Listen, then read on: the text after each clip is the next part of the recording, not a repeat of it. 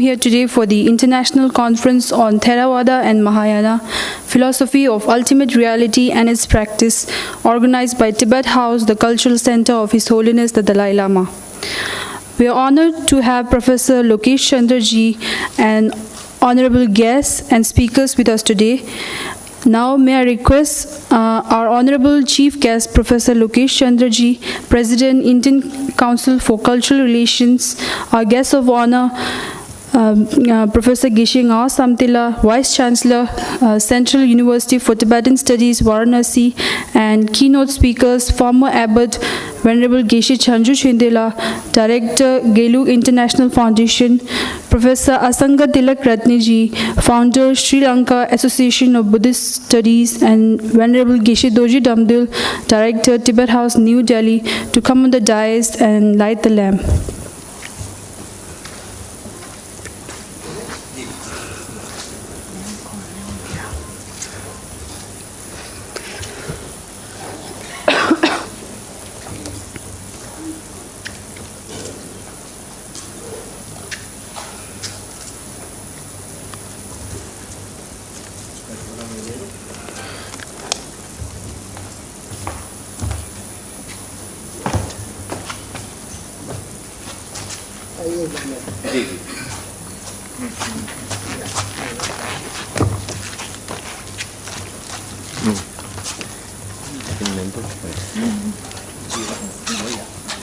मंगलाचरण बोलेंगे ना कोई नहीं पहले दीप प्रज्वलन होकर के फिर करेंगे लगता है पहले दीप प्रज्वलन करके फिर मंगलाचरण नहीं आपको ये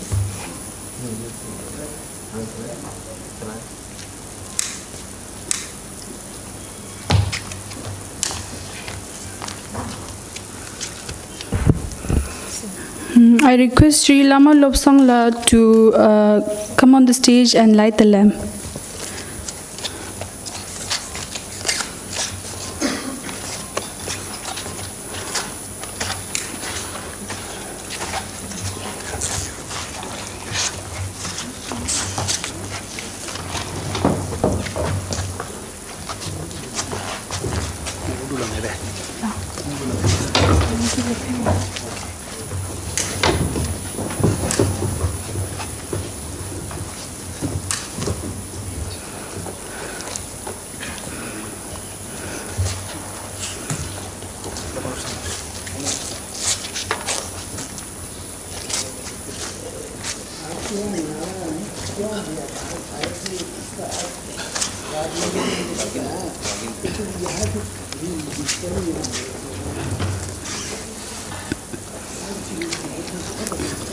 Now, may I request Venerable Geshe Doji Damdil, Director, Tibet House, to honor our respected delegates with mementos.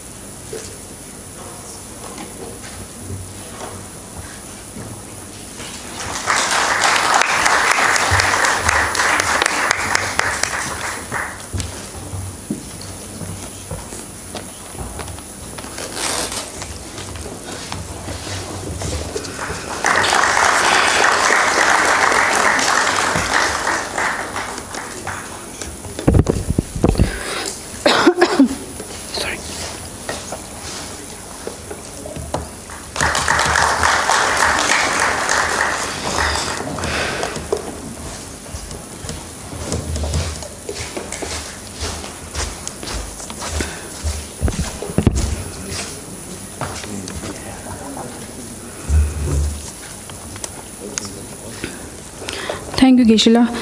Before we begin, I would like to give you an overview of Tibet House.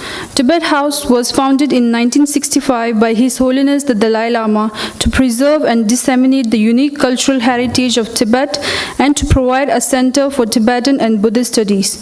Tibet House has a museum of valuable Tibetan art and artifacts, as well as a library with over 5,000 volumes of manuscripts and books, a conference hall where weekly philosophy classes and monthly lectures are held, and a bookshop. Tibet House offers incentives and resources for research and translation projects and publishes important texts. It hosts lectures, organizes conferences, exhibitions, film screenings, and festivals. These programs focus on Indian and Tibetan Buddhist history, religion, philosophy, art, literature, and culture, and bear witness to vital and evolving heritage of the Tibetan people. As His Holiness the Dalai Lama emphasizes universal interdependence and the need to develop a sense of harmony and compassion as the antidote to suffering, his vision has a profound effect on the activities of Tibet House. One focus is on encouraging cross-cultural and inter-religious dialogues, as well as the exploration of relations between science and religion. Another focus is on ecological responsibility for this fragile planet from a Buddhist point of view. To further refine the bridge between the two traditions, as well as fostering the joint contribution of both traditions to furthering the knowledge of humanity on a higher academic plan, in order to build a more human world, Tibet House is organizing this 3-day international conference on Theravada and Mahayana, philosophy of ultimate reality and its practice. Now may I request Venerable Geshe Dorji Damdul, the Director of Tibet House, to address the gathering.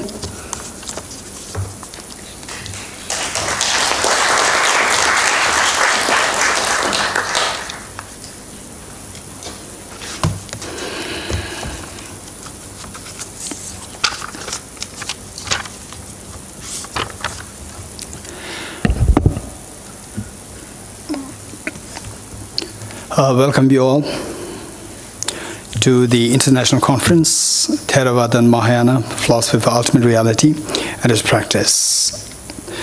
So the basic idea, the concept of this conference came into being through the blessings and the inspiration of His Holiness the Dalai Lama. Since His Holiness's coming to India as early as 1959. One of the major efforts of His Holiness was to bring together the brothers and sisters of the same teacher, the Buddha Shakyamuni, namely the Theravada followers, the practitioners, and the Chinese Buddhism followers and practitioners, and the Tibetan Buddhist practitioners and followers. So, if you go back in time, back to the time of a very compassionate teacher, Buddha Shakyamuni, we see that the teachings of the Buddha and the Sangha and the followers, there was no division. It was just one group. And then this is the natural phenomenon with any denominations, any practice, any community to eventually break down into groups. So, if you go back in history, if you go back to reflect on the history of Buddhism, we see that the basic Buddhist tenet systems and the teachings, they eventually branched into 18 divisions. And in fact, many of the experts on Buddhism, you all know about it, that it broke down, eventually branched into 18 divisions. And of the 18 divisions, which we can call as brothers or sisters, 18 sisters or 18 brothers of Buddhism. Now, how many are left? Only 3 are left. Only 3 are left. So these 18 divisions, which existed almost immediately after the Buddha Shakyamuni's, our compassionate teacher Buddha Shakyamuni's assuming Mahaparinirvana. So there, the 18 divisions came into being, and now we see that oftentimes in the universities setups and the colleges, oftentimes there's a mention of Theravada, Mahayana, and Vajrayana. Although this is very erroneous version of understanding, is a very erroneous understanding. So for the time being, what I would say is the Theravada Buddhism, Chinese Buddhism, and the Mahayana, the Tibetan Buddhism for the time being. And then, of course, more detailed discussions can happen among the scholars. Okay, and it is also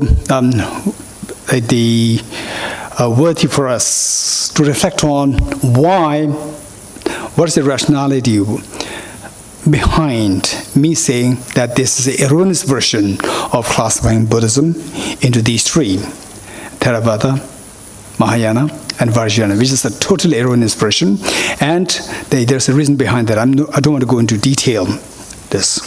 So now we see that today the Buddhism that exists in this universe, today we see three: Theravada Buddhism, Chinese Buddhism, Tibetan Buddhism. So these three, if you go back in time, what could be the historical the background for this split into the three divisions of Buddhism today? So we see that of the 18 divisions, or what I said earlier, as the 18 sisters or the 18 brothers of Buddhism, today the 15 disappeared and only 3 remained.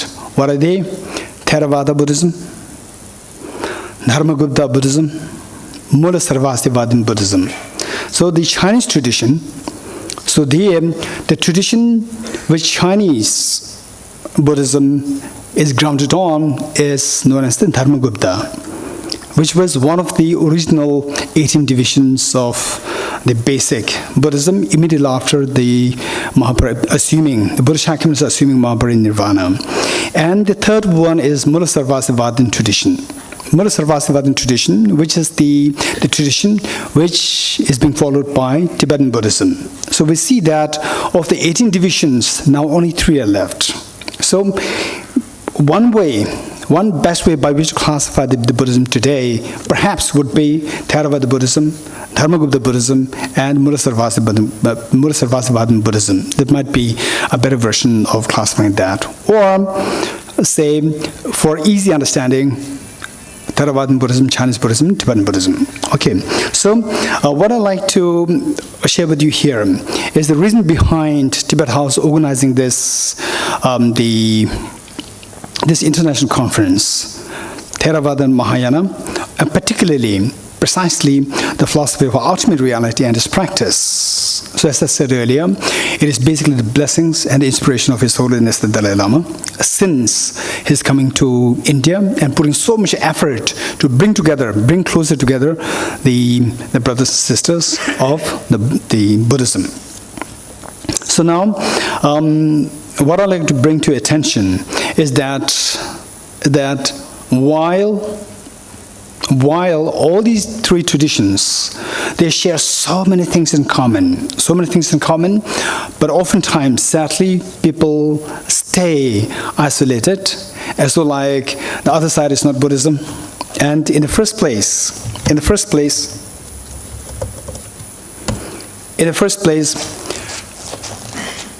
the population of the Buddhists is so less, and the number that we have, even that stay as in isolation. So the unity is not there, and it is His Holiness's effort to bring the unity. So how to bring the unity? So there we need to know the commonalities. There are so many things in common amongst the 3, and particularly say the basic mantra, Om Ye Dharma Hetu Prabhava Hetum Deshan Tadhagato Hevatat Desham Jayo Nirota Evam Vadi Mashramane Soha. So this is a basic principle on which the whole Buddhism should be grounded.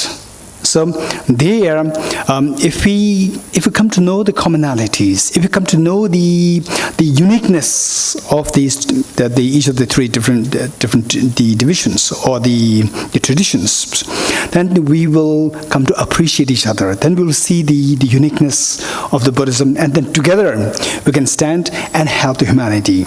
So, in this regard, the topic here we chose the philosophy of ultimate reality and its practice. So from the meaning, Om Ye Dharma Hetu Prabhava, Hetum Te Shantadagato, Hevatat, Desham Chayo Nirodha. So this concept, Desham Chayo Nirodha Evam Vadimashamana. So this, the concept of the cessation of the miseries, how to bring an end to the miseries. So this is something which Theravada, Buddhism, then Chinese Buddhism, Tibetan Buddhism all emphasize on. So this is the basic, the anchor of Buddhism. So at one time, okay, then the next point is this concept of the cessation, the nirodha, cessation of the miseries. This concept, unless we address the concept of anatta, concept of anatman, concept of shunyata, grounded on the concept of dependent origination, pratit samutpad, there's no possibility we can explain the concept of cessation, the nirodha. So therefore, it is so important to explore this concept. And to make it very quick, there are so many the aspects of Buddhism which are common amongst the three different traditions. For example, the practice Satipatthana, the practice of the Satipatthana Sutra, the practice of for example, say the anatta, and then the basic framework, Om Ye Dharma Hetu Prabhava, the law of karma, and so forth. Now, coming together of the three different traditions, what contributions can we make to the world? So this is what I'd like to quickly share with you. So I see that there are two basic things. One is the more we go into the concept of anatta, anatman, or the shunyata, there's a tremendous potential to see that Buddhism is not just a religion. It is an incredible, gift of science. Because today, because of His Holiness the Dalai Lama, we see that there's numerous people who are taking interest in Buddhism, seeing the beauty and the strength of Buddhism in the concept of shunyata, anatta, anatman. So, seeing the parallels between the Buddhist concept of emptiness of objectivity, versus the quantum physics, the dependency of the observed on the observer. Independent of the observer, the observed is totally nothing, is vacuum. So the quantum vacuum, the quantum entanglement, all these concepts are being very closely seen parallel to that of the Buddhist concept of shunyata, anatta, and anatman. So it is very important that if the different traditions, they come together, then they shed light on what is anatta. How do you really understand anatta? Intellectually, how do you understand it? And experientially, how do you practice it? And how do you meditate on this? How do you reflect on this? If this is how the different traditions, they render the expertise, that will be of immense benefit. So we see that, after all, Buddhism, the essence, the fabric of Buddhism is compassion. And a tradition which is grounded in compassion, if this tradition becomes obsolete in the face of this world, it is a great loss for the world. It's an incredible great treasure. So how to make it alive, so vibrant, and that it is of total relevance to this world? One way by which to do is to let the people of the world know that it is a tremendous insight, it's a tremendous treasure of the intellectual depth, as deep as quantum physics, as deep as relativity theory, and so forth. So from that point of view, seeing through the parallels, discussing on the parallels, not just imposing Buddhist concepts on quantum physics, but really speaking purely in the parlance of Buddhism, the concept of the anatta, emptiness, the shunyata, these things, and then listen, openly listen to what the quantum physicists have to offer, and then see to the parallels. So once that is done, then many people can be benefited out of this rendering. For example, I remember 2003 when I was in Cambridge, England. I remember having met a great physicist, incredibly brilliant physicist, and he had an air of physics being the only education in this world. So what he told me was that in this world, only physics is education. And I said, what made you think like this? So he said, because only physics allows you to have a critical thinking, and all others are imitation of the earlier teachers. So I said, okay, if this is the reason that you want to propose, just stop for a while and listen to what the Buddha has to say. So this is the strength and the beauty of Buddhism. Then I quoted, the Buddha said, the bhikshus and the wise men and women, just as the goldsmith tests the purity of the gold by cutting, rubbing and burning the gold, you should also examine my words and put them to practice, not simply because you respect me. And he just remained silent for a few seconds. Then he said, oh, the Buddha must have been a great physicist. Okay, so basically the idea is that, so this, what attracts even the very stubborn physicists is the beauty of the objectivity, approach of the objectivity of the Buddha's teaching. So with this in mind, there are so many things which Buddhism, three traditions combined together, can offer to the world. So this one area. The second area, the Buddhism can make a tremendous contribution, which His Holiness the Dalai Lama again is putting so much effort, is what is known as the universal ethics beyond religion. So there, the basic principle of the universal ethics is the warm-heartedness.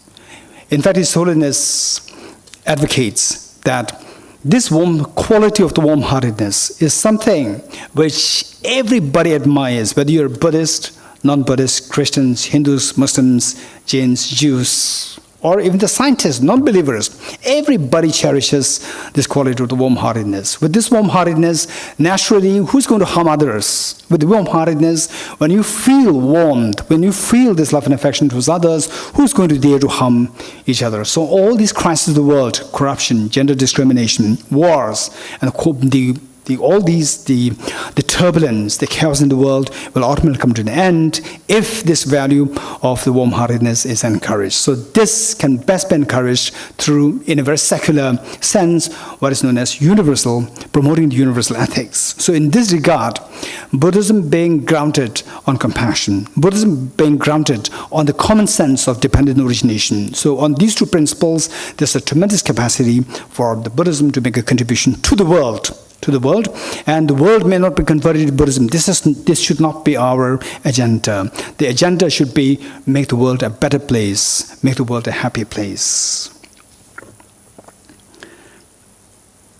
Okay, so there are, and in this, particularly tomorrow and after tomorrow, we see that in terms of the topics, we have deliberately chosen numerous topics. We did not really confine ourselves to a very narrow, specialized topic, just anatta. You see that everything is tied. Somehow everything hovers around the anatta, anatman, and shunyata. But somehow the relevance of these topics with the other facets of Buddhism, you will see being richly presented by the experts for the next 2 days. So I'm extremely happy on behalf of Tibet House. I'm extremely happy, extremely grateful to all the participants, to the chief guest here, Dr. Lokesh Chandra, an incredibly great expert in Buddhism, and the highly reputed the scholar of Buddhism and the president of ICCR, having a great support to always a great support and advisor for Tibet House, the Cultural Center of His Holiness the Dalai Lama in Delhi. And then we have the Venerable Geshe Awesome Dalai, one of the governing body members of Tibet House. And we also have the Khenso Rinpoche, the former abbot of Sharje Monastery, incredibly great, the learned scholar. And we have the Asanga B. Tilakratna, the scholar from Sri Lanka. And we also have another scholar invited from Sri Lanka, Venerable, I could not pronounce the name properly. This is Venerable, a great professor, the Bhikshu, a professor from in a university. So we are sorry that he could not arrive today. So we're expecting him to be interview tomorrow with us. Okay, so all the participants, thank you so much. And all the guests here, we're extremely happy. So just see that we hope that these proceedings, the next the 2-day proceedings will be very productive for all of us. And let us listen to the chief guest and the keynote speakers. Thank you very much.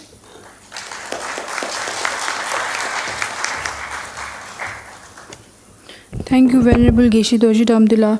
Now may I request Professor Geshe Samtila, Vice Chancellor, Central University for Tibetan Studies, Varanasi, to address the gathering.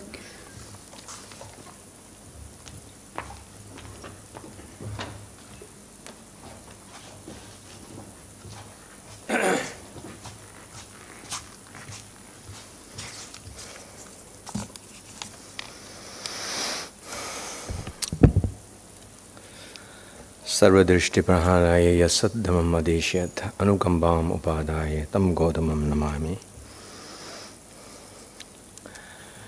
Honorable Bhikshu Sangh, the chief guest of today's inaugural session, revered Professor Lokesh Chandraji, the director of Tibet House, Geshe Dorji Damdila, the Geshe Changjung Chodela, the former abbot of Kanden Sharje Monastery, Professor Asanga Tilakratne, and the distinguished scholars and participants who are here in the hall. First of all, let me appreciate the attempt of Tibet House for organizing this conference with a very wide kind of topic, and which is very important in terms of understanding Buddhism as a whole.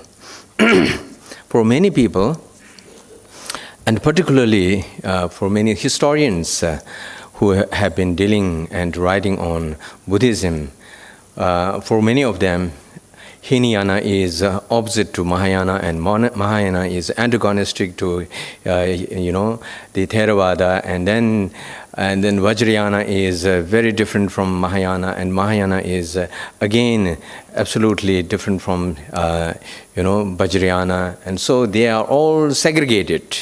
They are seen as a segregated kind of entity.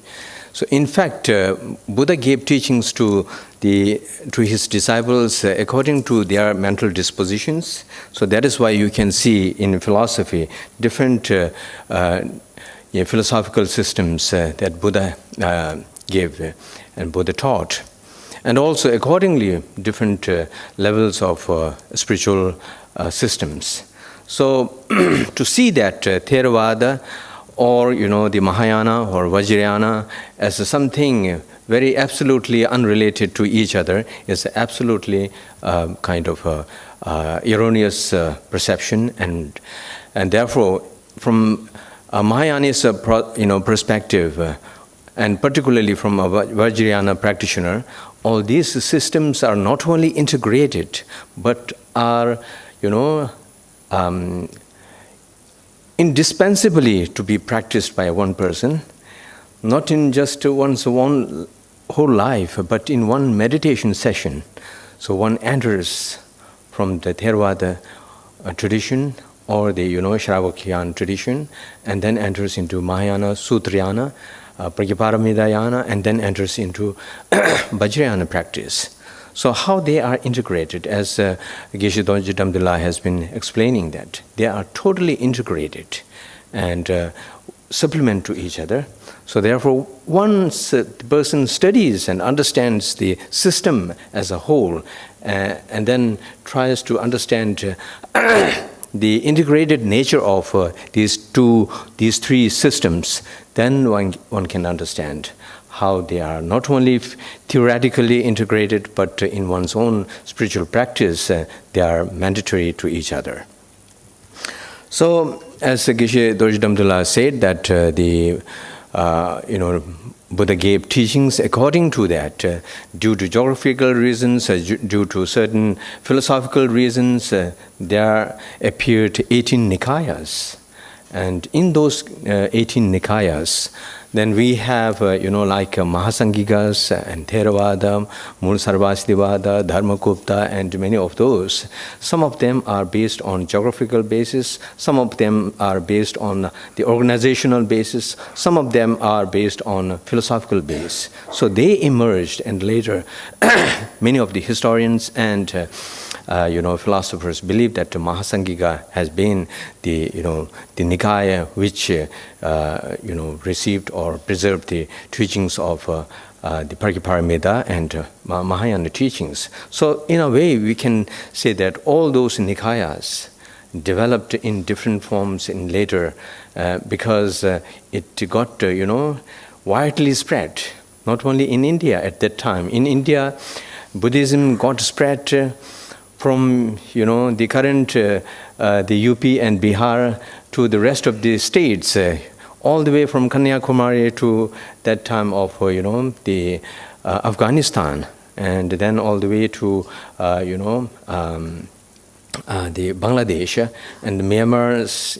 When we were in Myanmar, we were told that during Buddha's lifetime, Buddha came to Myanmar. So that is another research to be done in the historical field.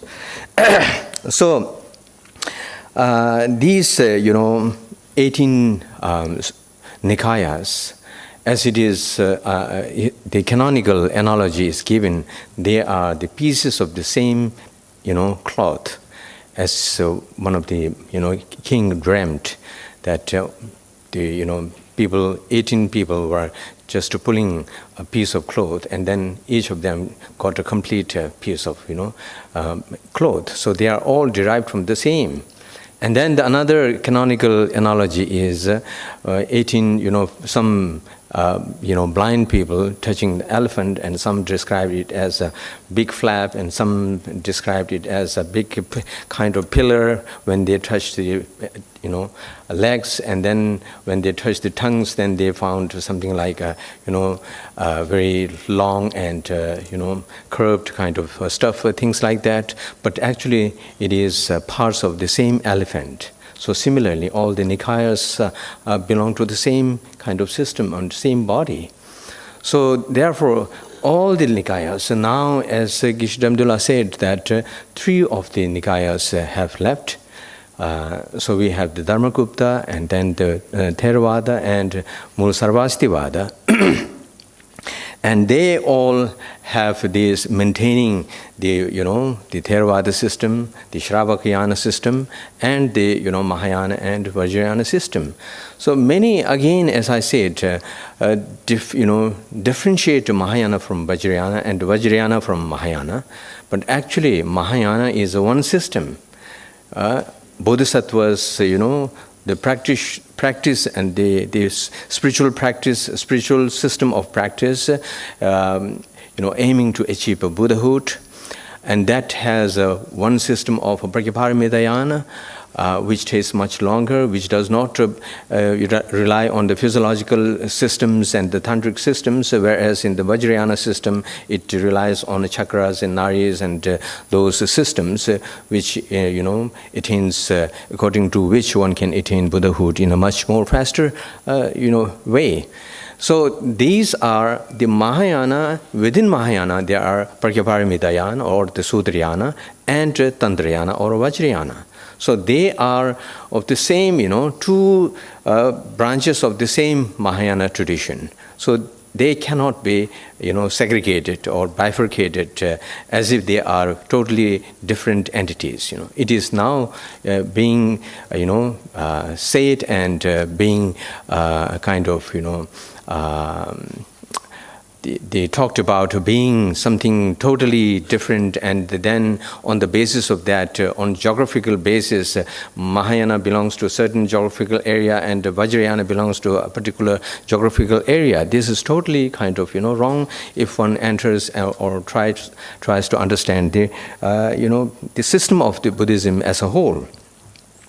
So what are these, basic fundamental things that are common with all of these Buddhist philosophical systems is to Theravada, Mahayana and Vajrayana, we are, bound by the canonical kind of cardinal philosophical principles. The Dhamma-uddanas according to Pali and according to Sanskrit, Chatushdhamma-uddanas. Although there are differences in terms of, in mentioning the number of the udanas, in Pali also, in Pali, the third, fourth is not counted, but it is, very much accepted kind of a reality in Pali tradition and Pali canonical texts. So they are all the compounded, the phenomena are impermanent, anitya, and then all the contaminated phenomena are suffering, and then all the entire phenomena, every phenomenon is selfless or shunya, and then finally the peace is the nirvana, right? So all of these Buddhist philosophical schools believe in that, they practice in, and the content of these conferences, the ultimate reality and their practice. So when we talk about impermanence, and in this Chatusha Udana, permanence and selflessness, these are about the reality, the philosophy, right? And when we talk about all the sufferings, the contaminated phenomena are suffering, and the nirvana is the peace, then we are talking about the soteriological or the spiritual system based on the understanding of anitya and anatma. Because unless and until we understand the anatta and anitya, all the products and in the entire phenomena as anatta and as anitya and the impermanent and empty of intrinsic or inherent existence, there's no way that one can expel the sufferings which are rooted to afflictive mind. So therefore there is a very deep kind of correlation between the philosophy and the soteriological or spiritual kind of practice. So this, if we look from a different angle, this very Chatush Udana, tells us, this is the gist of the Four Noble Truths. It tells us that every suffering is driven from afflictive mind and the contaminated mind, and then which are all rooted to ignorance, right? So ignorance of emptiness, that there is no absolute entity. So when we talk about, when we are taught about the suffering coming from afflictive mind, then it gives us this message that we are not created by some kind of, supernatural creator, but rather we are, created by ourselves. Whatever we are, that is the, result of our previous karmas and previous mental states and our actions. So this gives a kind of opportunity, an open up opportunity to look back and to look forward. And on the other hand, when we talk about emptiness, there's no absolute entity, there's no absolute status of any entity that opens again. When there is an absolute entity, then we got stuck into that. We cannot go further. But everything is entirely, totally interdependent. So that gives us a complete opportunity to explore further and go into the, penetrate into the entities and go further and further and further, and then finally we don't find anything, right? as Geshe-la has been saying, like in quantum physics and in Buddhism also. For 2,500 years back, Buddha said that if you explore and dissect any kind of entity, then you will find nothing. They are totally, based on the designation, the designating mind, and the language. Beyond that, there's nothing substantially existent entity out there, right? So when we have these kind of, opportunities, which gives a total kind of freedom to explore into the, nature, and to, explore into the nature and to know the realities from which our individual systems and our social systems and whatever kind of systems are developed, they are totally based on the individual person's attitude, individual person's own kind of perception. And that is how every change has to be brought from one individual level. There cannot be any we cannot bring any kind of social change without addressing the individual person's status of mind. So, in the Nalanda tradition, so you can see the penetration. In Nalanda tradition, the concept of emptiness and anitya, the philosophical, principles have penetrated into medicine. Into medicine, you can see about how these, the three doshas are related with the ignorance, hatred, and attachment. And on the basis of this principle, the disease is, cured. And in the similar way, we can see how it has penetrated into epistemology and the philosophy, the epistemology and the logic. In epistemology and logic, like, for example, samanya, which has been a great bone of contention among the, the philosophers and logicians and epistemologists in India for several centuries in the past, that they, debated with a very enriched kind of, very sound and very enriched kind of rigor and, endeavor. They contemplated and interacted, as a result of which the epistemological system and logic system in India got developed to such an extent. And in this, you can see the samanya from the Buddhist perspective. Samanya is nothing but mentally, designated. It's a mental construct. And similarly, apoha. It's a wonderful kind of finding by Acharya Dignaga that there's nothing, any kind of samanya as a kind of eternal or a permanent entity. Rather, it is just a,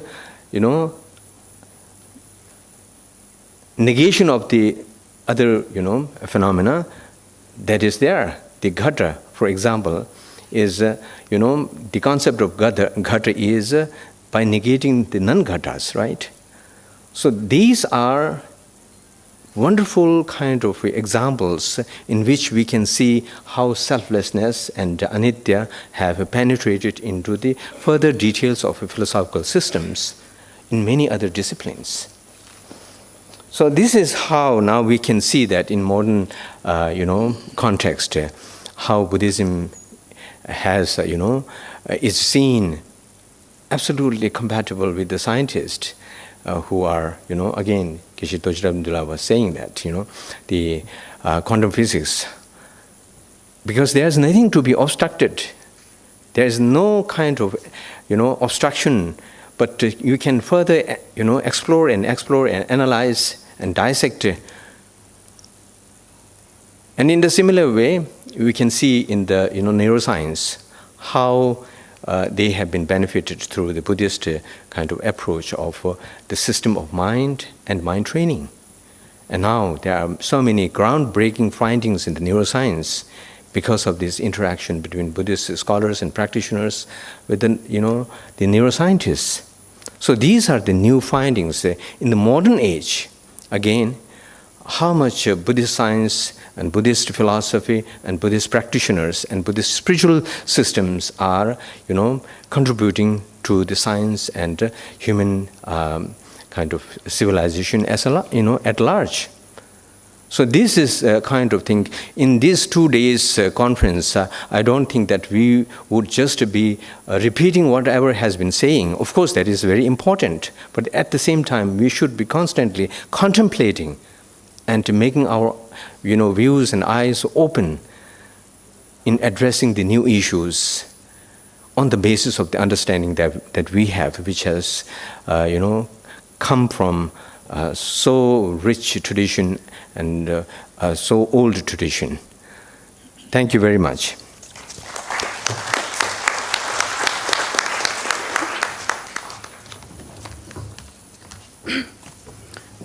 Thank you, Professor Ngasamdila.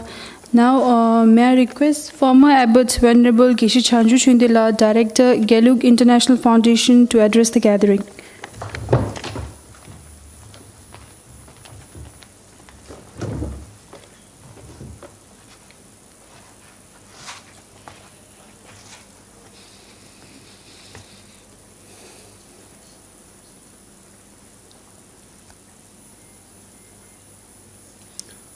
Ramjim Sungrab Kun La Tawe Mik, Kesan Tapran Tribe Jongoch, Tewe Cube, Tapkin Zeba, Sense Shininum La Cube.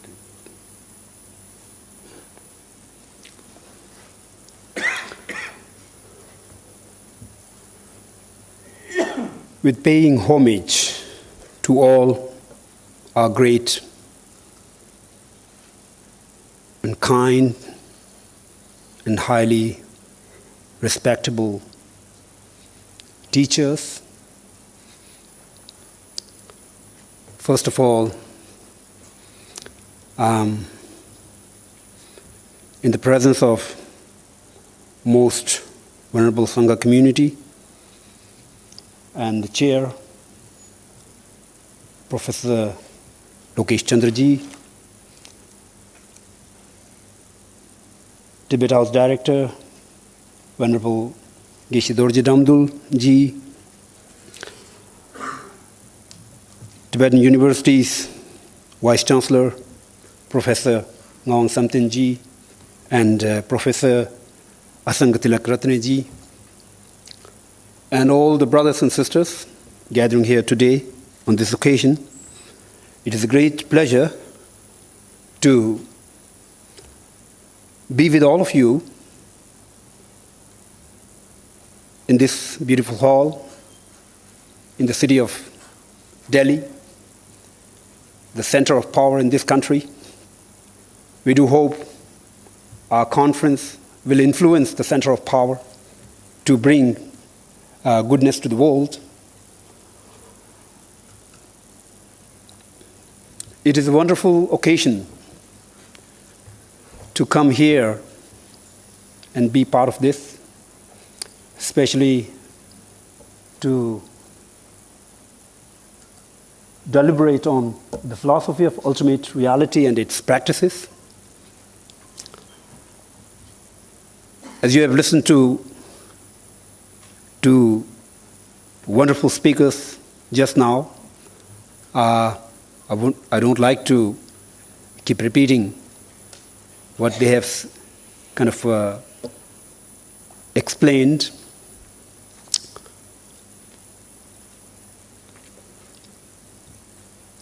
This is an era when Buddha's messages are needed most. Buddha's messages can be summarized into method and wisdom.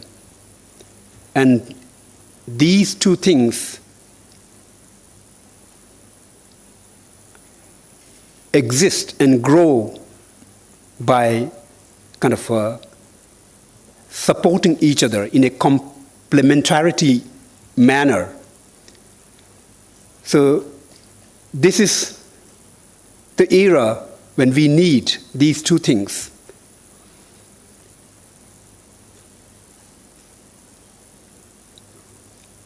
just try to think in what kind of world we are living today.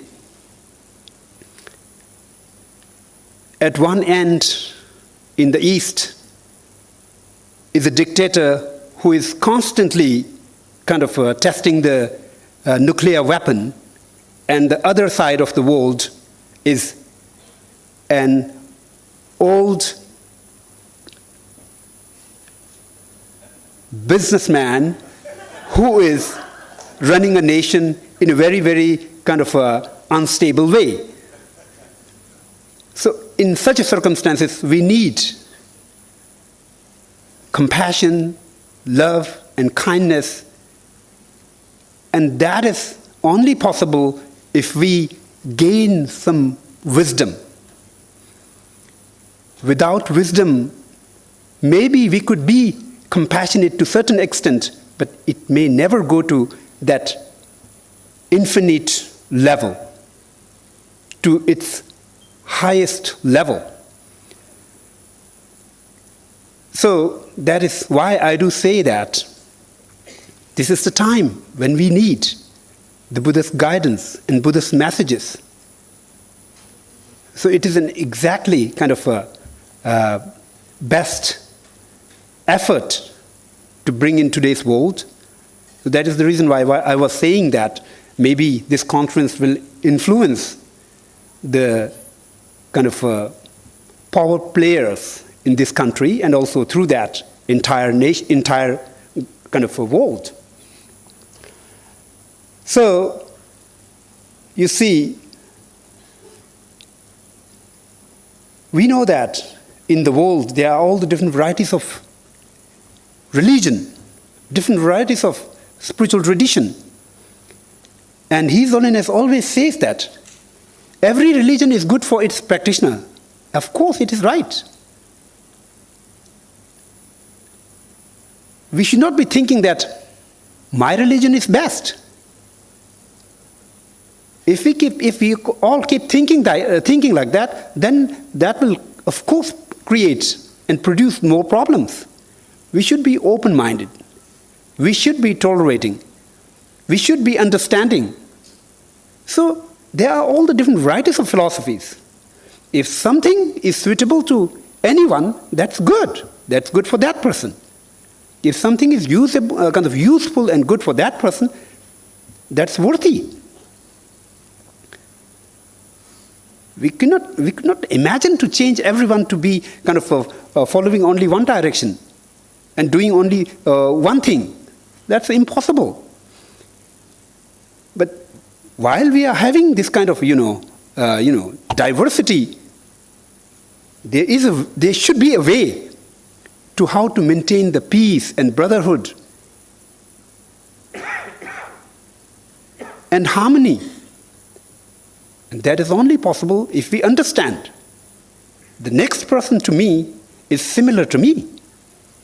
They have all the feelings that I have. They go through all the problems and pain and kind of those troubles that I go through. How wonderful it could be if they could be free from all those problems. If we kind of generate that kind of feeling towards others, then that will make a change all over the world. And it is only possible if we have certain degree of kind of wisdom. If we can kind of generate some sense of empathy, sense of feeling of what other people are going through. So Buddha, from the beginning, has been teaching that. Of course, there are all the other great kind of religious leaders who taught those things. But Buddha taught that in a very, very systematic way. Buddha taught compassion, the practice of compassion and love, because of certain reason. It is completely founded on the philosophy of selflessness,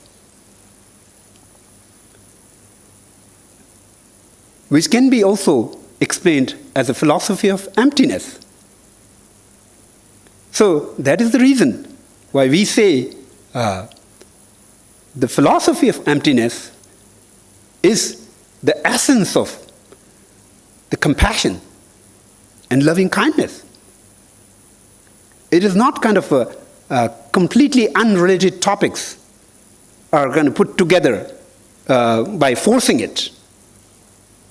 So that makes the topic a relevant issue for today's world.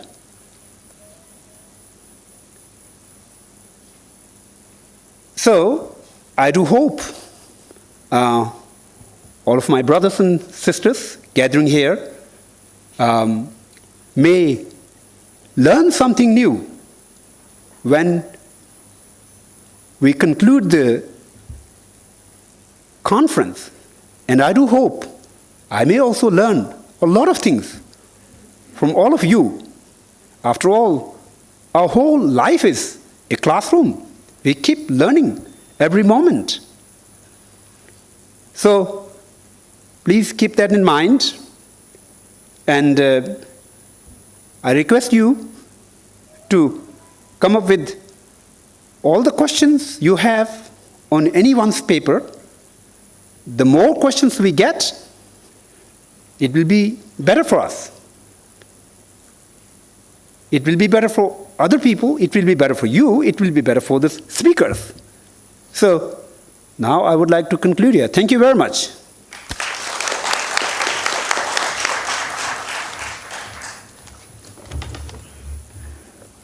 Thank you, Geshe Charunshridala. Now may I request Professor Asanga Tilak Ratne ji, founder, Sri Lanka Association of Buddhist Studies, to address the gathering.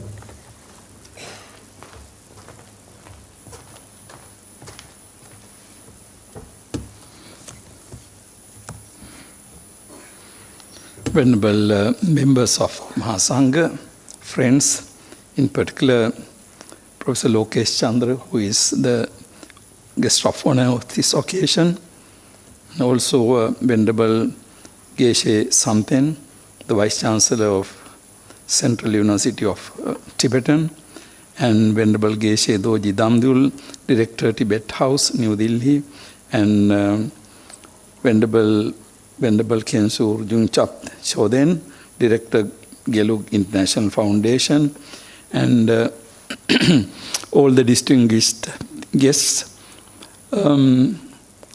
I would like to begin by thanking Tibet House, Venerable Geshe Doji Damdul, for inviting me for this occasion. And it's a very nice experience this evening to be standing here. And also I see many familiar, friendly faces around here. So thank you very much for giving this opportunity. And also I consider it to be an honor to deliver this few remarks in a session where Professor Lokesh Chandra is here. I remember in 1970s, when I was a graduate student, I was writing an article on euthanasia. So in Sinhala language, we did not have a term for euthanasia or mercy killing. So finally we looked into the dictionary, which was Raghuveera's dictionary, namely that Professor Lokesh Chandra's father's dictionary. It had among several other names. I still remember Sukha, Marana and Sumarana as terms for euthanasia. And Sinhala being so close to Sanskrit, or Sanskrit being one of the mother languages of Sinhala, we are using a lot of Sanskrit terms in our language. I remember this, particularly our ancient traditional scholars in Sri Lanka. Their speeches and their writings are 90% Sanskrit and only 10% Sinhala. I remember one time when Rajendra Prasad, then Indian Prime Minister, visited Sri Lanka, his speeches made by local scholars were translated, and among them was this very venerable Buddhist monk who spoke, and it seems that Rajendra Prasad had said that don't need translation. I understood it because, his Sinhala was 90% Sanskrit. So anyhow, it's an honor, Professor Lokesh Chandra, to be speaking here. And also, when I think about my life, something like 30, 40 years ago as a graduate student, to see that Professor Lokesh Chandra got his PhD 2 years before I was born, so I don't feel too old, and also there is more hope for life. So anyhow, I'm not here to tell you gossip. Let me see whether I can say something more meaningful. Today we are gathered here to this international conference on Theravada and Mahayana, philosophy of ultimate reality and its practice. In fact, it's very interesting to see that Tibet House has organized this conference as a kind of intra-religious dialogue. We know quite a lot about interreligious dialogues, but we don't hear much about intra-religious dialogues. And you know that interreligious dialogues are tricky. If they are tricky, of course, intra-religious dialogues must be even trickier, really, because, it's kind of funny because religions and also political parties, political philosophers, they always know who their opponents are. So if one religion, comes up, then that religion knows all the other religions are kind of opponents. So the kind of put it in a light sense, enemy is very clear. But in political parties also, enemy is very clear. But when it comes to inter-religious dialogues, the issue is you are within your own fold. So to identify who the enemy, I'm using this word reluctantly, it's not that clear, because you are within the same fold, but within the same group, but of course you are different. So in that sense, always I have seen that when we had a two-system world, capitalism and socialism, things were much clearer. Capitalism and socialism. But of course we have, for example, currently in Sri Lanka for some time, Socialist Democratic Republic of Sri Lanka. So we have all got together in one. So, things are not that, the crystal clear. So in the same manner, we can see that, this mixture of things sometimes, confuses you. When we think about intra-religious dialogue, I think it's more challenging because always the tradition has been that when you are within one group or within one religion and then there are divisions or sections, then people have been hostile to each other even more. Now, coming again from Sri Lanka, we have 3 different Buddhist sects in Sri Lanka. Of course, not recently, about 100 years back, I have heard that there was a time these Buddhist monks of these 3 different sects would not sit together. Now, of course, they have been invited for dana and religious ceremonies, so they required to them separated from a curtain or something. They would not sit together. But thanks to globalization, thanks to universal education system, thanks to universities, now we don't have anything like that. Now, but I'm telling you this because just to get an idea. The same thing with Theravada Mahayana and Vajrayana. There was a time, people thought that, they are so different and, nothing to do with each other or something. But when, as Buddhist, when we look at the intra-religious, the dealings, we can see that it's very interesting. Buddhists have not been killing each other. Buddhists have not been killing Buddhists, except perhaps, the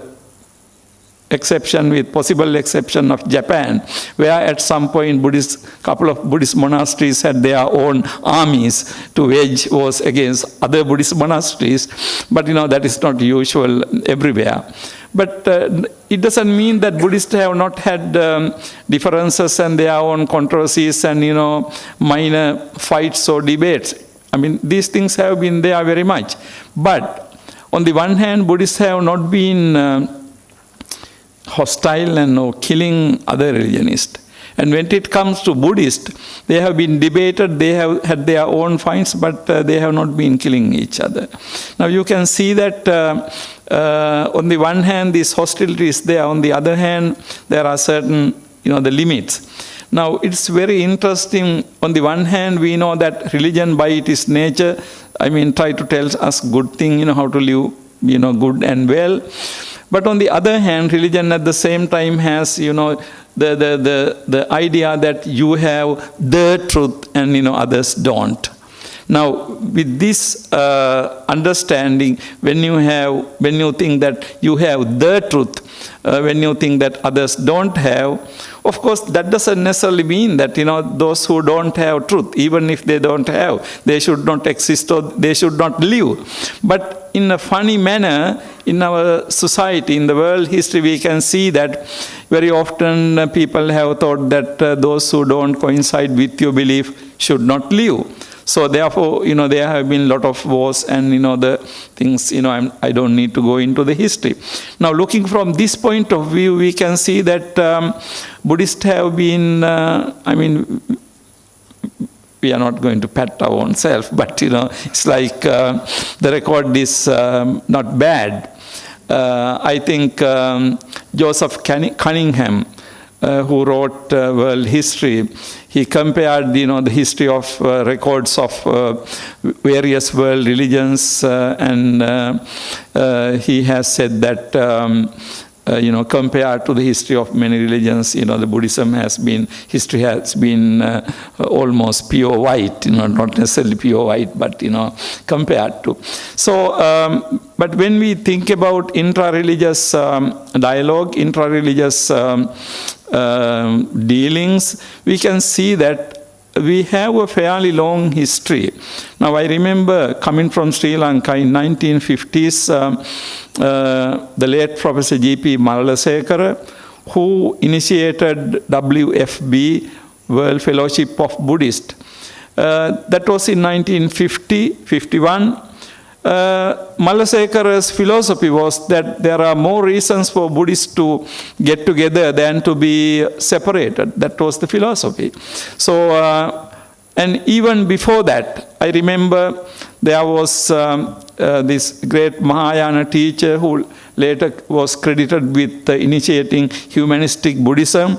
In 1943, I guess, he visited Sri Lanka. And then he had this idea that, okay, you are going to Theravada country, people are so gloomy, Buddhist monks are just confined to their hermitages and, things like that. With this view, he came to Sri Lanka, and what he saw in Sri Lanka, what the Buddhist monks were doing in Sri Lanka, he got amazed. And he said, this is Mahayana. And, because, he saw that Buddhist monks were doing so many things. And at the same time, I think this exclamation indicates, our own misunderstanding. So, Theravada, Mahayana, and Vajrayana, we have these names, but, the Buddhists have been following the same philosophy, and then they have doing same things. So, in that sense, intra-religious understanding is not something new.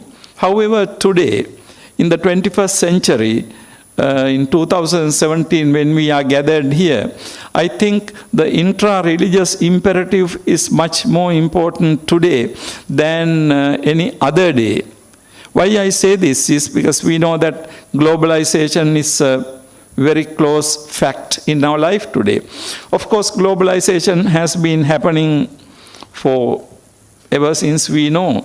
When the Chinese travelers came into India and Sri Lanka and other countries, that was of course part of the globalization. And then in the 19th century, when Rhys Davids came to Sri Lanka as a part of British administrator, member of British administration, as a young civil servant, that was globalization. And he learned Pali in Sri Lanka in 1881.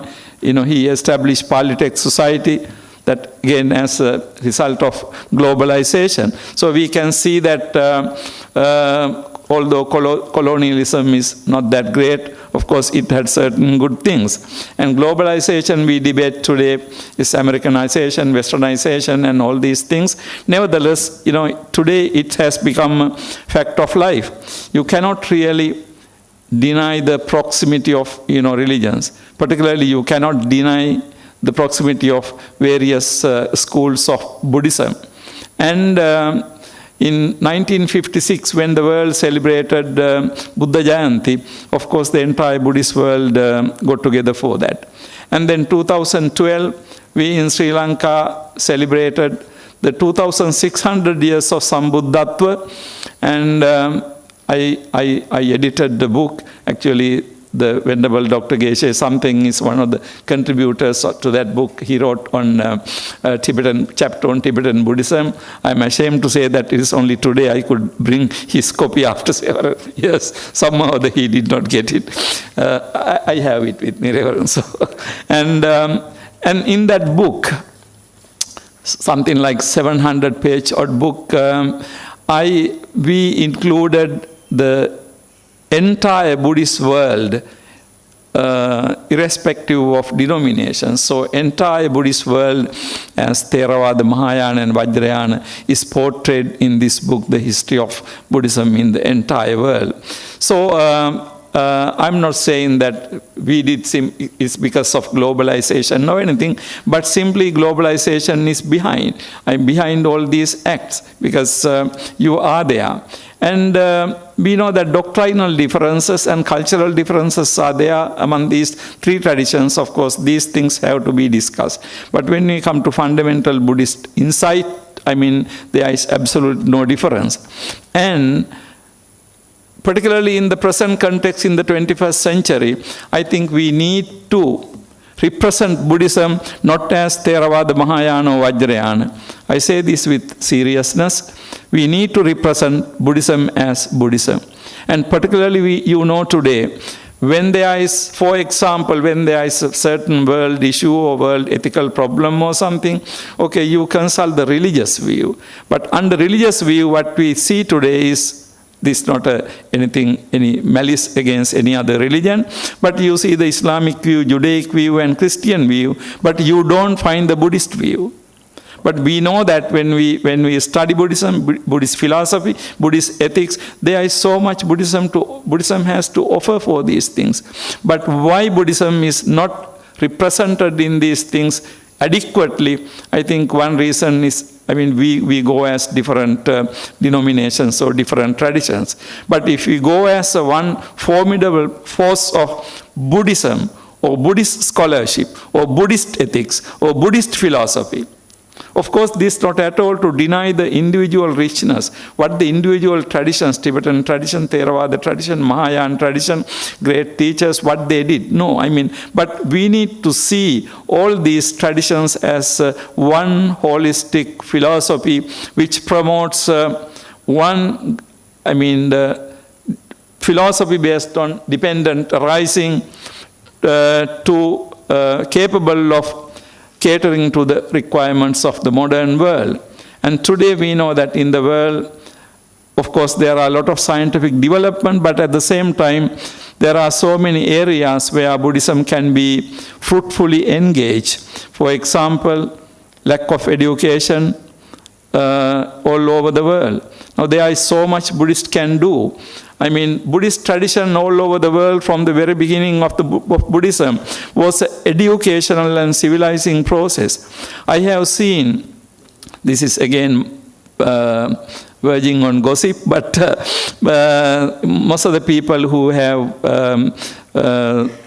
gone to living in Western and American, the hemispheres, it's very interesting. I have seen when the Asians grow from, say, maybe Korea or Japan or Tibet, Laos or Cambodia, it is very interesting. Maybe the parents who go there in the first generation of people, maybe they do some odd jobs, but they make sure that the second generation of their children are professionals.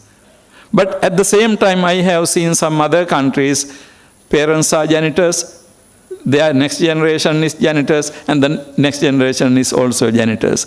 But those people who go particularly from Asia in general, and also from Buddhist countries in particular, in the second generation, you don't see janitors or cleaning people in those countries because they go college. Parents spend money and they get their degrees and they become professional. So in the spread of education, there is so much Buddhism can do. In the spread, the promotion of health, so much Buddhism can do. And also in the promotion, in the eradication of poverty. So these problems, and also this, in the concerns of world peace. So the peace, health, education, all these are areas where Buddhism can contribute quite a lot to the modern world. But I think our chances are so great if we go as Buddhist all over the world, but not as Theravada Mahayana or Vajrayana. So we need to establish our goal as the Buddhist. So Buddhist identity. But at the same time, we are not closing our eyes to the richness of different philosophical traditions.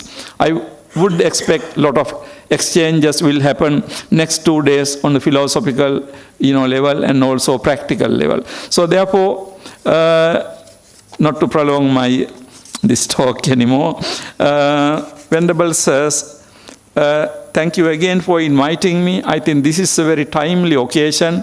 In addition to our academic deliberations, for us also to be aware of, be conscious of the possibilities of developing a larger, greater identity of Buddhist for the welfare of the many and for the goodness of many. Bahujana Hitaya, Bahujana Sukhaya. Thank you very much.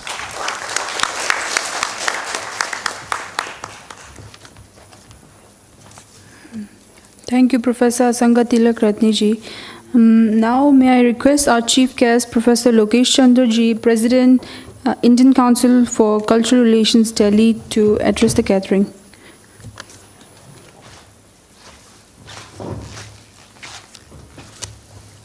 My salutations to the three venerable monks on the dais, Professor Tilakashri, and distinguished members of the audience.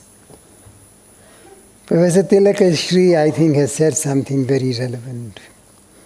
A world in which Buddhism is fast disappearing, it's important that we collectively the entire Buddhist tradition. First thing is that Sri Lanka was a very important center of Buddhism. And Sri Lankans were responsible for carrying Buddhism to Indonesia. Why? Because from India, from Kanchi, people went to Sri Lanka. From there, they took a ship to Indonesia. And the Sri Lankan navigation is highly praised in the Chinese annals. And they had ships as large as, in which 200 people could travel. There was provisions for 50 days and water for 50 days, 200 passengers. This is described by Fa Xian in around beginning of the 5th century, when he took a ship from India to Sri Lanka, from Sri Lanka to China. No, from Sri Lanka to Indonesia, and from Indonesia to China. Sri Lanka has been a very important center, and I think Buddhism in Russia, Buddhism in Buryatia, Buddhism in Kalmykia was given a new lease of life by Professor Malal Shekharan. In spite of being from a Theravada country, he was very, I think what Professor Tilakashri has said, very much concerned about the decline of Buddhism in these areas. And he made a great effort, because at that time the Soviet Union was gradually loosening out its hard conceptual framework. Now let me, when we had the 1956 Buddha Jayanti celebrations, Vice President Radhakrishnan asked my father, "What are we celebrating?" My father immediately said, "We are celebrating the beauty of life, the valorization of life." And he gave him a very beautiful sentence, Manoramam Jivitam, life is beautiful. This comes from a passage in a Buddhist text when Lord Buddha is on his last visit to Vaishali. He looks back and says, the world is beautiful, it's a joy to live in it. So the joy of life, that is Buddhism. And Professor Radhakrishnan, in his preface, I think in his introduction to 2,500 years of Buddhism, the book which came out in connection with the 2000 Buddha Jayanti, devotes about 2 pages to the concept of Manoramam Jivitam, life is beautiful. While Buddhism is thought at the same time is also the beauty of life. I want to emphasize a very important aspect of Tibet. Emperor Samudragupta of the Gupta dynasty became interested in international trade. His very name, Samudragupta, blessed by the oceans, his inscriptions, they describe how all the oceans, the 7 oceans of the world, were navigated by his boats, ships. He was very much interested in gold. The Roman gold used to flow to India, but the Indian dresses were see-through dresses, and ladies who dressed in them in Rome were not very much liked by the classical people there. They said, we should stop the coming of Indian textiles, see-through textiles to Rome, because they spoil the morals of Rome. So Roman gold stopped to flow in India. Now we were in search of gold, what to do? We went to the Golden Island, the Suvarna Dvipa, which is just a region, no special country.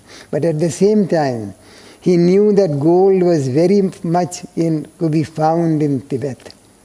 And he spent 2 Indian pandits with a golden stupa, Buddhist texts, including the Karanda Vyuha, which are the Om Mani Padme Hum, and a lot of images to the Tibetan king La Thothori. And from that time onwards, nobody understood those texts, but there was an economic prosperity in Tibet. Indian textiles coming there, salt going there, Indian grains going there. A lot of things went to Tibet from India at that time.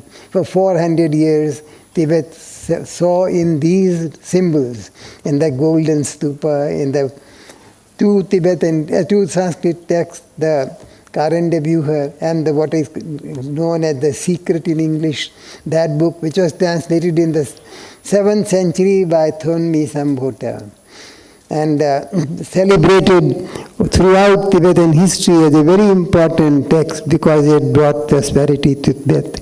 So the Tibetans celebrated in the very first instance the prosperity which came from India. And it's very interesting that Kalidasa, he speaks of the Indonesian Isles, he speaks of the Shakas and Hunas and the Persians in the Raghuvansha, and at the same time he speaks in the Meghaduta of Tibet, the Alaka, the Nagari of Kubera, the god of wealth, because gold started coming to India from Tibet. And and in the 19th century, Russian tourists, Russian adventurers or tourists, whatever you call them, they say that in Tibet, gold could be found on the surface. So our relations with Tibet are not only golden in a figurative sense, but also in a very materialistic sense.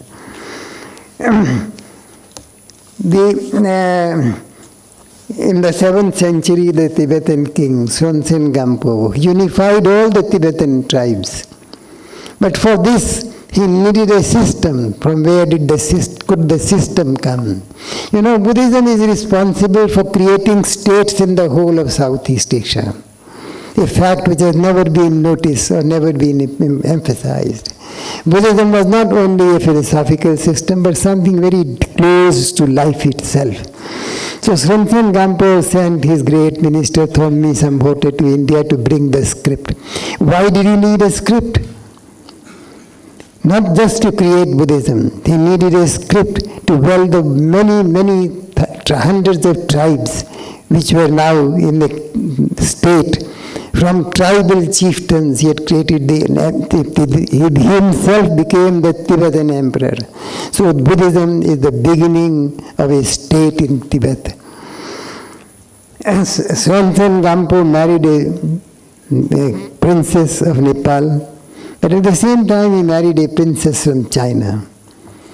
The Tibetans were very close to the Chinese. They always dreamt of relations with China. I was sitting in Paris with Professor R.A. Stein. He was just enjoying coffee and a small wayside inn. And he asked me a question. In the Potala, the images of the Nepalese queen of Swansen Gampo and the Chinese queen of Swansen Gampo are given. He said the Chinese queen looks very European. How is it that she looks European? She should look Chinese. I said, yes, simple enough. Why? The Chinese emperor didn't want to give a Han princess to a barbarian king of Tibet. In China, the Hu and the Han are an important contrastive concept to the state. Something which has to be understood by my great country. Then, but you know what? Then the Professor Stein asked, "What could she be? How could she be? Have European features?" I said, "She must have been the princess from the Chinese emperor, but from a Tokharian concubine." Tokharians were speaking a European language. They looked European, and the Tokharian mummies date back to 2000 BC. The dating of a mummy can never go wrong. It is the most organic way of natural manifestation. So Tibet, this whole idea of then the script was invented. In the script I see something very interesting. The downstroke. You see this in the board. It is sharp, created by Thammisambhota. Sometimes I sit down and ask myself, who was Thammisambhota? Was he a fighter? All the strokes, they have to be flat at the end. In India they are flat, but in Tibetan they are sharp like a dagger. To him the script was a dagger of the new state emerging in his country.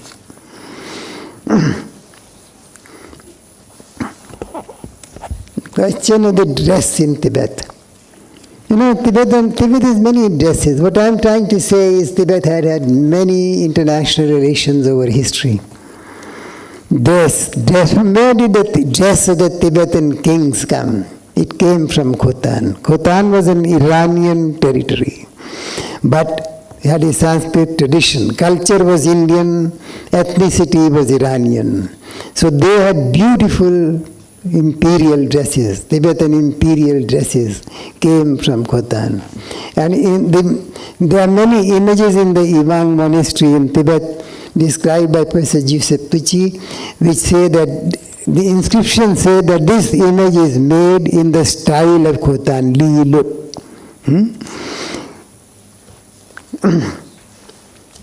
Coming again to Sri Lanka. Sri Lanka has been responsible for the emergence of Padmasambhava in Tibet. I have read Sri Lankan inscriptions, so I shall just describe them.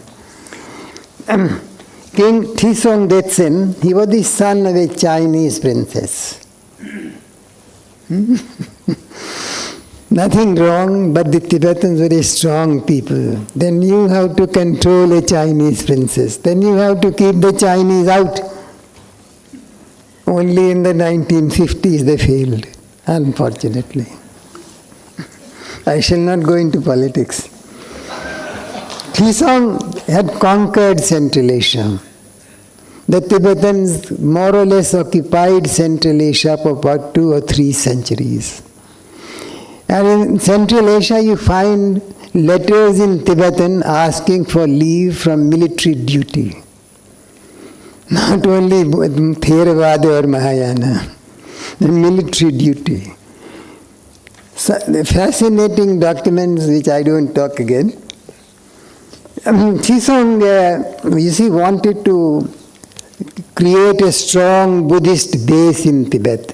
Why? Because Buddhism had given them a script, which united all the Tibetan clans into an imperial structure. It had given them the concept of a state. For example, the Buddhist sutra Suvarna Prabhasa is a very political sutra, very political. Buddhism had the concept of a Buddha Kshetra, that you would create a Buddhist domain and Buddhist oikumene. So the Tibetan emperor Tizong, he wanted to create this a great Buddhist tradition. He asked the Indian Shantarakshita who was working there, he said, invite Padmasambhava. Because in Tibet, they had, their sadhak, the local deities. Unless you could manipulate those local deities, unless you could interiorize them, you couldn't spread Buddhism. So Padmasambhava came. Question is, from where did he come? Did he come from Afghanistan in Uddiyana, or did he come from the south? In the paradise of Padmasambhava is called Sangdog Palri. It has been a beautiful book, has been published on Padmasambhava by the grandmother of the king. And let me think. And there, I'm trying to find out the translation of the word.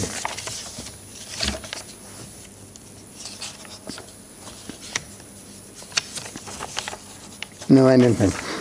So they translate Sangdog as copper-colored, and Palri they translate as the noble mountain.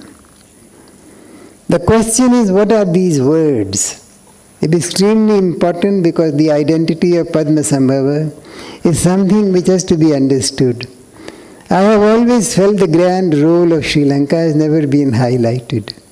In the inscriptions from Kandy, 4 or 5 inscriptions, they clearly mentioned how they were endowing the Buddhist monasteries, Mahayana monasteries, not Theravada monasteries. And to be, I would also like to make another observation. In the Dipavansha, the Theravada is contrasted with Acharyavada, not with Mahayana. One is the way of the elders, the other is the way of the masters, the teachers. So these inscriptions say that the Sinhalese kings were donating both viharas and special donations for creating hospitals in the Shri Parvata. Padmasambhavas came from Palri, that is Shri Parvata, which is in modern term Nagarjuna Konda. Konda in Telugu means the hill of Nagarjuna. Now Samtok, the copper colored. Now in Indonesia, Sri Lanka was known as Tamraparni. Taprobane in Greek. Tamraparni means which has a red colored ground. There is an area in Sri Lanka which is where the soil is very reddish. So Tamraparni, the Tibetan translators did not understand. What is the relationship of copper color and the leaves? They didn't understand. So they thought Parni is Varni, copper colored. So Tamraparni became the copper colored instead of the copper leaves, the copper color of the leaves of the trees in the coastal area of Sri Lanka. So this monastery, and in these inscriptions it is very clearly specified that the Sri Lankan monks were going to many places, including Gandhara, Kashmir, Tibet, China. And they must have been very dynamic because 2 or 3 inscriptions are there. And we have no Indian inscriptions which describe that the Indians are going to Tibet and so on. It's only the Sri Lankan inscriptions which specify these areas.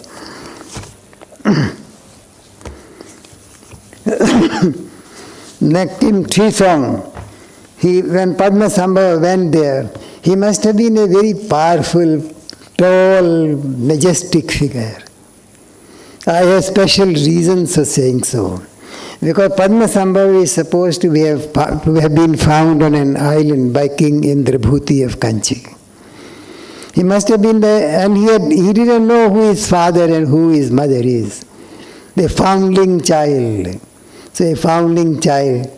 And I personally feel that he must have been the son of a sailor and just a woman. The sailor had a crush with her and he was born. And he became that powerful figure called the second Buddha in Bhutan. Padmasambhava went there and he did two things. One is he interiorized the local deities. He said, oh, you are great, you are the Dharmapalas, you are guardians of the religion, Dharma. The other thing he did was to create a center where people would come and admire the beauty of Buddhism. He created the great monastery of Samye. Again recreated, the ancient monastery is gone, the new one is still there. The Samye means inconceivable in its majesty, in its splendor, and also in its philosophical symbolism. I don't go into the symbolism. But Samye became an important place because the first 7 Tibetan monks were given Diksha here in this monastery. So it is the foundation of the Tibetan monastic system. The Tibetan emperor wanted to decide whether to translate Buddhism from Sanskrit or from Chinese. He conducted a debate between an Indian who was specially called from India, Kamalashila, and the Chinese Huasheng. The emperor himself presided over the conference, and it was decided that henceforth there would be no translation from Chinese. So all the translations into Tibetan found in Tunhuang, done from Chinese texts, are pre-Tisong. And thence onward, Tibet was always translating Sanskrit texts, eternally coming to India to find Tibet Sanskrit texts, what they call Dharma. This is the beginning of literature in Tibet. Tibetans have created perhaps the largest amount of literature in humanity. Tibet was cold, the monks could do nothing. Sitting inside they wrote. And the per capita literary production of Tibet, which was calculated by Professor Rinchen of Mongolia. I don't know if he ever wrote about it. He said that it is the highest in Tibet. And in Tibet, it's very interesting that the monks would come, when the devotees would come to a festival, they say that please buy the books which are here. Buy the books. Nothing of that sort exists in any culture. Please buy the books. Publishers do it as a part of commerce, but nobody does it as a part of dharma. And books have to be revered. Why? In India, for example, we have billions, but hard work is missing. We don't write books. In Tibet, every important leader of Tibetan philosophical system wrote huge works. Bodong's encyclopedia published by the Tibet House runs, I don't know, into 100 volumes or what. Great masters. Because in the 8th century, Tride Songtsen, he invited people from Bactria. Bactria was a Greek, where people of Greek origin and Iranian origin lived. Why did he invite the Bactrians? He wanted to collect all the Sanskrit texts which had been translated before him into Tibetan. The Bactrians were put on to this task as Europeans were thorough. I would like to pay my homage to the great European mind, the hard work they do, and what they have done for the cultures of Asia, whether it's Buddhism, whether it's Shaivism, Hinduism, Indonesia, Sri Lanka, wherever, whatever you have, I think goes back to a great European scholar. So this they did even in the 8th century in Tibet.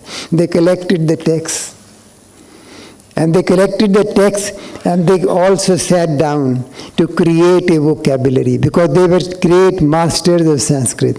The Mahavyutpatti was written there with the Bactrian teachers and the Tibetans participating, not the Indian Bactrians.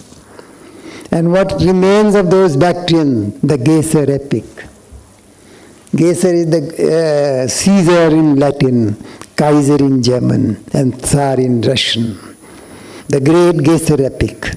What remained? The caps the lamas wear. You know those grand martial caps. I don't know what you call them. Those great caps. They are the caps of Roman generals taken from the Bactrians. Along with Sanskrit, they took those caps.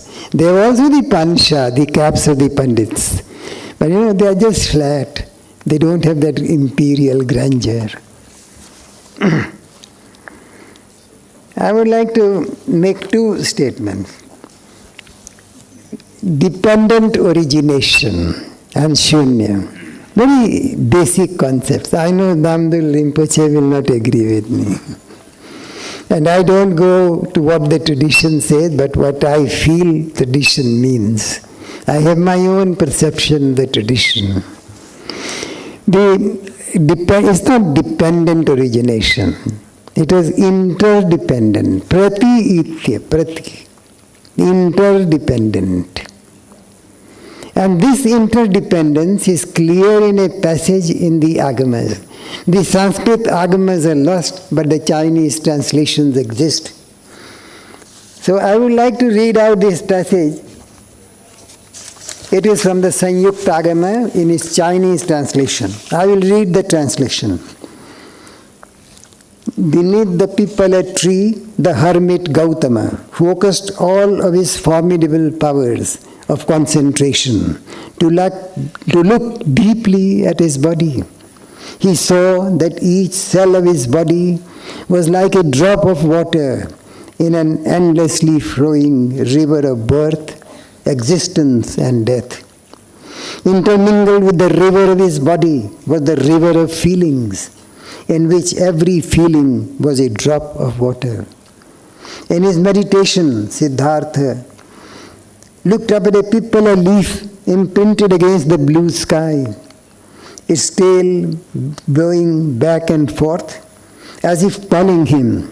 Looking deeply at the leaf, he saw clearly the presence of the sun and stars. Without the sun, without light, and warmth, the leaf could not exist. He also saw in the leaf the presence of clouds. Without clouds, there could be no rain, and without rain, the leaf could not be. He saw the earth, time, space, and mind, all were present in the leaf. In fact, at that very moment, the entire universe existed in that leaf.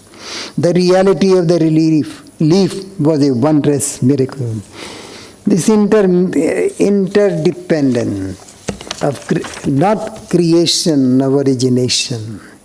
It's for the first time in human history, Buddhism propounds what today quantum physics is coming to, what molecular biology is coming to. I don't have the time, otherwise I would like to elaborate on this question. Because His Holiness the Dalai Lama is keenly interested in the whole idea of the science of tomorrow's, not today's, and the science of tomorrow's. Humanity, nature, not in the raw, but nature in the minutest details, in its microscopic details, and the relationship of consciousness. What has Buddhism to say? I think Buddhism is extremely important factor, the discussion of the whole idea of this interdependence, a concept which has been eroded because dependent origination. The other thing, shunyata as emptiness. Shunyata is not emptiness. It's the creative void. Creative is more important than the void. No creation begins in the full. Last year I was in the UNESCO And there was we had presented the Aryabhata, the great Indian astronomer, to the UNESCO. The Iranian ambassador asked a question: why is silence so important in Indian philosophy? Something. The two, that coming together of the two, part of the working of the daily computers, everything that you use today is based on the principle of 0 and 1. So this whole idea of a creative shunya. But what is the other aspect of shunya? It is the purna. Again, a philosophic discussion. So I would just like to end with one simple thing. That what His Holiness is doing in the field of correlation of Buddhism and sciences, what the great scientists are thinking for in the Max Planck Institute in München, or what they are thinking in the United States, they should actually read the Buddhist text, not in an English translation, very important, in the original Sanskrit, because the nuances have to be visualized. There are vibrations in those nuances. They are not just words. They are just the wanderings of the mind in worlds unknown and worlds unknowable. So, Buddhism has actually expanded on the Upanishadic thought. Something, I know, not to be said publicly, but I say it as a scholar. The whole idea of how the human mind reacts, how it creates, and how it may perish in the artificial intelligence. What is the relationship of what we do and what we shall come out of it, the outcome of our doings. So the great Buddhist philosophic systems have to be investigated, and His Holiness is doing a great job. And since Venerable Damdul Rinpoche came to the Tibet House, it has become an extremely active center. I am so happy. The purpose for which it was established, that is being fulfilled. So once again, our homage to the great work, the message of Lord Buddha, who was not only a prince, but also a prince, and at the same time a great thinker, who created out of the theocentric world a biocentric world, a world in which life mattered. So with these words, I am very happy that the seminar you will discuss many things, but there are other aspects, perhaps even more crucial, which have to be discussed. And I would like to join Professor Tilakashri again, that Buddhism has to be seen as one whole. Because Buddhism is one whole, Lord Buddha is there. And the human mind has always to wander. To understand the one, you must know the many. The many are as crucial as the one. Thank you, friend.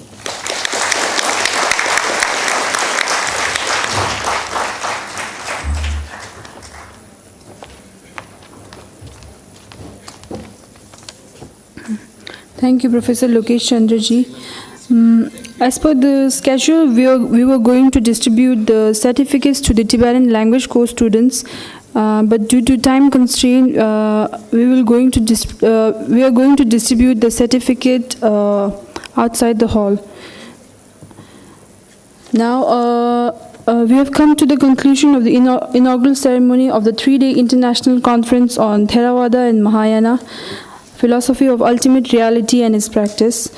I would like to thank our chief guests of honor, delegates, the participants, and the audience for your presence today. We have arranged a high tea for everyone at the outside of the auditorium. And for your information, the conference will continue tomorrow and the day after. We have interesting topics will be presented by our respective scholars from various parts of India and abroad. Tomorrow's first session will start at 10 a.m. and hope to see you all again. Thank you.